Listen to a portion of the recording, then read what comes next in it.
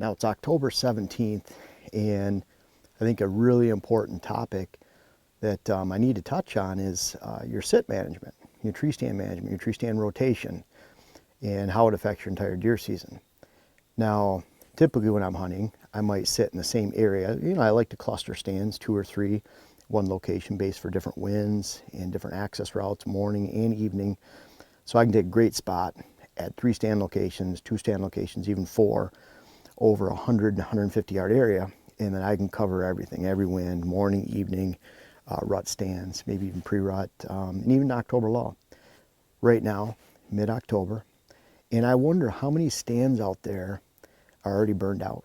You know, we have the rut just around the corner. In fact, we're hunting a good cold front right now, and we have temperatures that are falling next week from the 70s to the 60s, 50s, and even highs in the 40s by Thursday. So we're talking 9 days away.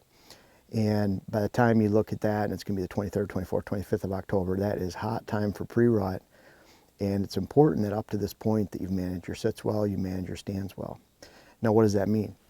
I look at it like a deer has about 2 to 3 weeks of forgiveness. And I'm talking mature animals, not the does and fawns and young bucks that tolerate a lot of stress and get pushed around. But I'm talking about your good stand locations. If you're a little invasive, October 1st, 2nd, 4th, 5th, probably takes to the 20th, 25th for those stands to settle down. So it's not something you want to pound your stands every weekend. And I know the temptation is great to do so, but the value of hunting unpressured stands cannot be overstated enough. And so taking a chance, hitting some stands early October, you know, going on the other side of the property maybe a week later, maybe over here. I typically, for 40 acres, have anywhere from 7 to 10 stands. So I like to chip away. Last year shot Diego. It was a buck on one property that we were after, a 5-year-old, and actually shot him on the 31st of October. It was the 8th sit on that property using 7 different stand locations. So I think that's a really important aspect. If you kind of think of those weeks of forgiveness, how long does it take for a mature buck to forgive you? And let's face it, if it's 2 or 3 weeks that it takes before he's going to come back to an area after you bugger it out, then if you're hunting every weekend, it's no wonder I go to properties in February.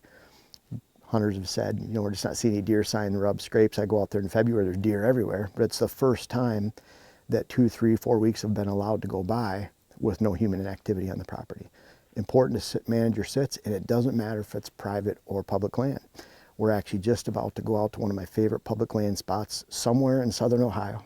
We're not going to be too specific. I hope you can't tell from the backside where I'm at, but super secret. But can't wait to go out and hunt this stand. First time going into these stands, several different locations. We're going to hit them lightly this week.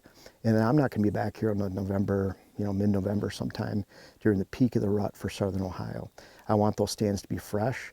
Doesn't matter if it's on private or public land. I manage my sits the same way. And so I think that's important. Doesn't matter what type of land you're hunting, where you're hunting. Less is more when it comes to mature buck management. It's really important to manage your sits well, your tree stands well, your tree stand rotation.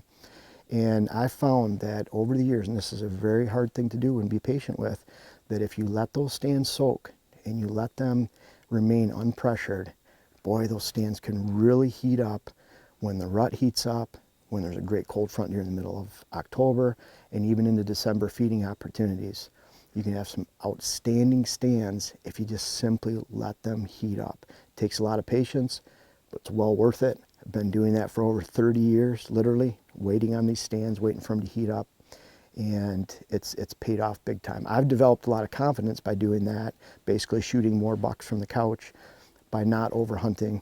And if you manage your stands well, you'll appreciate it this hunting season and going forward for the rest of your hunting life. So try it, it works, and we're excited to get out here on some public land, and we'll see what kind of deer have been in the area.